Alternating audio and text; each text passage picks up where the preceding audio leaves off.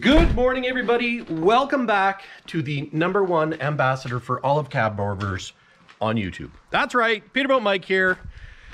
It's a beautiful day. It's a beautiful day in our countryside.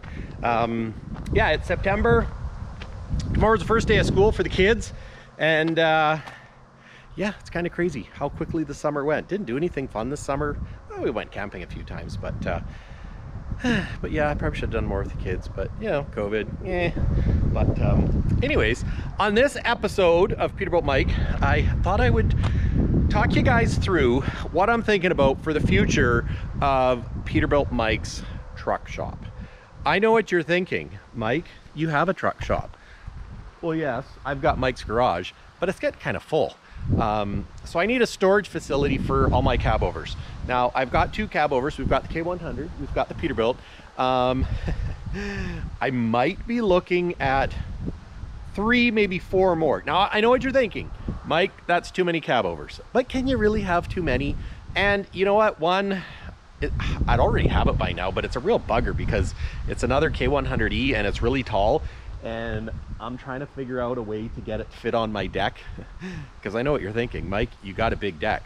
But you know, even though I got a big deck, doesn't mean that it's always the best thing to have a big deck. Anyways, so I got to figure out how to get it home. You know, and it might be a case where I just bite the bullet and hire a tow truck. It has no engine, has no transmission. And then there are 3 more that I'm thinking of if there's a way for future projects. But in the meantime, we have to figure out a way to store it. So what I'm thinking, this is what I'm thinking, guys. I'm thinking I need to build a storage spot. Now, I live on 15 acres. Give you guys a quick tour. Now it's all clay around here. So the problem with clay is like this road down to the field. It looks great right now. You could drive a truck down to the back, unload a truckload of firewood, no problem. But in the next 6 months, when this gets wet, well, and actually, you know, in the next few months, if this gets wet, it's clay. So you sink, it makes ruts, you get stuck, it's miserable. And I was thinking I could build a building down there, but then I have to build a road all the way down there, and then you're coming uphill. So yeah, I don't know that I like that idea because I've been stuck on this before, and my water line is there, my well, that's my well, the little cap right there. So yeah, even though I got the big field, I don't know that that's a place to put it. So, and I look over here at the front of our yard. Well, we got trees on that driveway. I've got this little spot here, which I could store a few trucks, but there's not really enough room to put multiple trucks. And the kicker is our road is on the other side of that tree line. So with the road being over there, I kind of like the privacy that these trees provide. You know, because I'm a pretty private guy. I know, even though I put myself out there week in and week out, I do enjoy a little bit of a sanctuary. And there's squirrels that live in this tree. So right now there's squirrels living in my shed. And I should evict them. Actually, you know what? I should evict them now because Andrea wouldn't let me evict them last winter because she's like, oh no, they just stored all their nuts. And so I let them live in there over the winter. And I haven't evicted them yet this summer, but squirrels make a mess, a big, big mess. So anyways, thought about putting something here, but there's not really enough room. I don't want to cut down these trees. I don't want to cut down the evergreens. The poplars, yeah, I don't care about the poplars. We'll cut those buggers down in a heartbeat. They're kind of like a big weed. But so this is what I'm thinking. You know, I've got more land up this drive. Well, I've got more land up this drive. It's like a big rectangle. So 15 acres, big rectangle. We've got the big field down below that we can see. And then up here, we've got more space. And I thought about building another road in up here. Maybe I'll just, you know, jump ahead so you guys don't have to walk up this road with me. Okay, we're back. So my property goes up to basically that telephone pole, and then Ann and Bob starts. So call it that tall evergreen there is the edge of my property. And it goes that way probably, I don't know, 1,000 feet or something. It goes quite a ways. So I've got this nice cleared area And I was thinking, oh, well, maybe I could build Peterbilt Mike's truck shop up here. Except for the fact I'm on the road. And not that, you know, not that it's a busy road, and certainly it wouldn't be an issue, but then I think, well, do I want to have my trucks parked up here when our house is down over there? And I can't really keep an eye on it because, you know, as things happen and grow, if somebody wants to come by, I don't care if people drive by. I just don't want people coming and pilfering parts off my trucks. I'm not saying that someone would, but you know what? It's people nowadays and kids. So this is my second driveway. My first driveway is down there. This is my second driveway. And I thought I could build a road going off the second driveway over to there. But like Andrea said, she's like, you know what? I don't want, well, she didn't say I don't want. She says, I don't think you're going to be happy not being able to see your trucks, which she's right. So, new plan. I did make a path through the trees here, which is why there's no boards there. So, I was thinking I could build a road off here and through these trees, and you know, I'd have to cut a couple of evergreens, but nothing too terrible, I don't think. And I could build a road through here for the trucks and then come down around this corner. And there's my shop. And I'm thinking this would be a perfect spot. Some fallen little snags.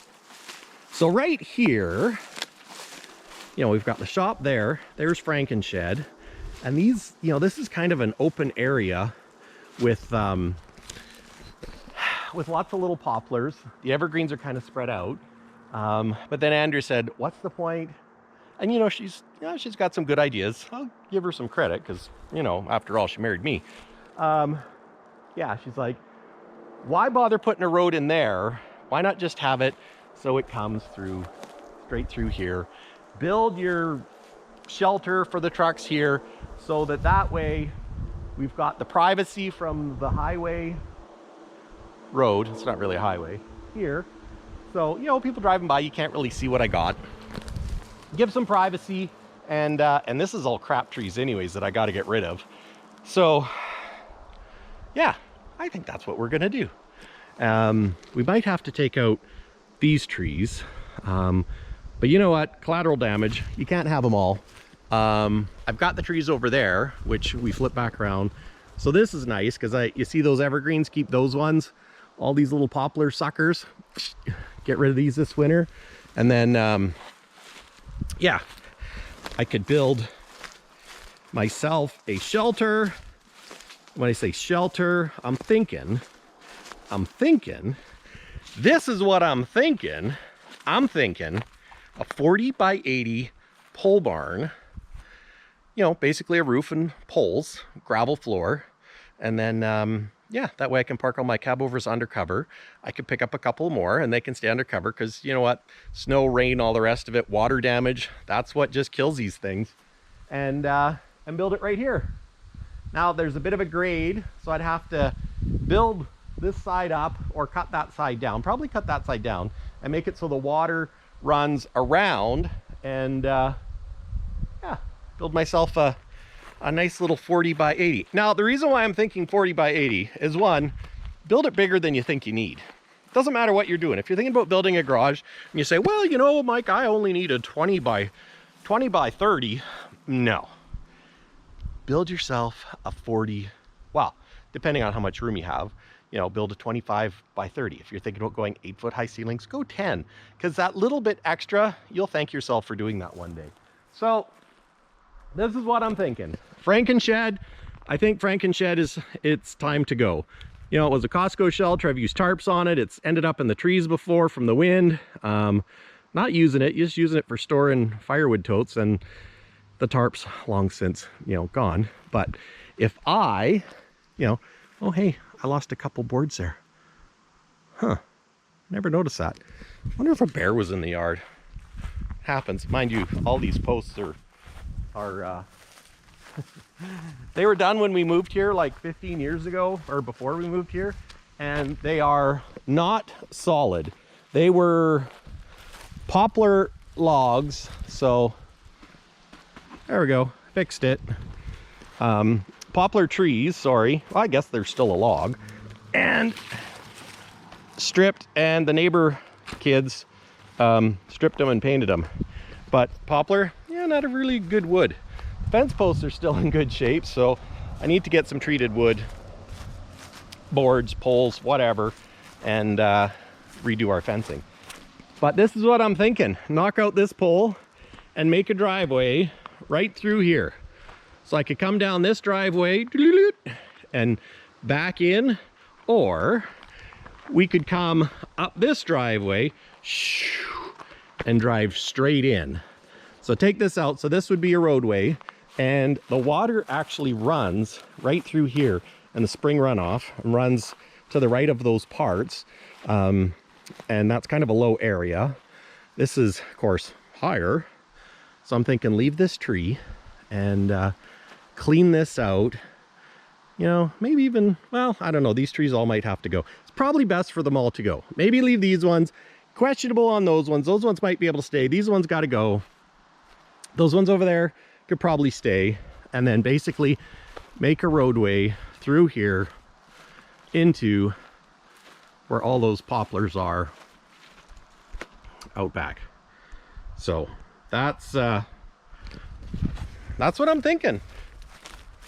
And you know what? Build a 40 by 80 if we can. We'll get prices. You know, maybe a minimum side is 40 by 60 pole barn, so that we could eventually close it in and set it right in here. And then I could put the trucks in, And the reason why I was thinking 40 by 80 is because then you could have like 4 20-foot bays. You know, 20 feet is a bit on the big side, but if you're going to work on each truck, it's good to have storage all around them. And, you know, worst case scenario, you could button everything up close and you could store quite a few more trucks in there. So you could store at least, well, easily store 8 trucks.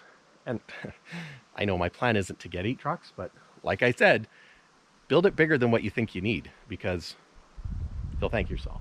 So anyways, guys, I just wanted to share what I was thinking. Mike's garage, the current Mike's garage, is 40 by 60. So essentially it would be like this, but with another 20 feet on the end. And then I would do it lengthways so I could park the trucks in this way. It's not ideal because the snow comes off the roof and then falls, and then you're gonna have to scoop it away. But you know what? There's no good solution, because if you make it lengthways like my shop, you're gonna have to be pulling stuff in and, you know, pull one out, back one in. You know, and you could put a snow dam. The only problem with a snow dam is then the snow stays up there, which it's good to clear it off. So it's just one of those things. I think in the winter I'll just have to take the tractor and scoop it out. If I want to take a certain truck out, we're gonna have to scoop the snow out. But yeah, so that's what I'm gonna start doing this winter. You know what? I can't get trucks anyways, so I might as well take some time off, spend some time at home, and do some restoration projects. Get ready for do restoration projects on the trucks, and get the future Peterbilt Mike truck shelter ready. Now, it's in the future. I mean, I'm gonna have to get quotes, and the price of lumber is crazy right now, but you know what? If we go into a recession, maybe the price will come down. That's why it's always good to have a line of credit for these projects. It doesn't matter how much money you have, boys, as long as you got good credit. And let's face it, it's an investment in the property, so it's going to add value to the property. And even if I just owe all the money, one day it'll be worth it. But to have a nice 40 by 80 pole barn future shop there with my cabovers backed in, and then we have the privacy of this tree line. And you know what, it's just nice to keep your stuff just kind of out of the public, you know, just keep it safe, keep an eye on it. So yeah, so that's my plan. And you know, I know some of you may say, well, Mike, you should really work on your house. You know, my carport is just a carport with 2x10 walls. That, I might add, I put up, oh gosh, probably 13 or 14 years ago. It's been a while. But hey, it was built in 95. Yeah, we need new windows. Yeah, we need new siding, but it's priorities. You know what? It'll be good for another 5-6 years. But can't have the Peterbilt sitting outside in the snow all winter. Anyways, guys, that's it. That's my plans. Just thought I'd share it with you. It's the beauty of having lots of land. You have lots of options. And let me know what you think down in the comments. And thanks for watching. Till next time, see you on the flip side. And you know what, guys? The other beauty of this location is I don't have to haul as much dirt in. And when I say dirt, I mean gravel, pit run, whatever you want to call it. Because like I say, this is all clay, and hauling gravel in costs a few bucks. So anyways, it's another bonus because we're not very far away from the shop. But there's holes. Watch out for the holes. But yeah, look at how close we are. So way better than going down in the other field.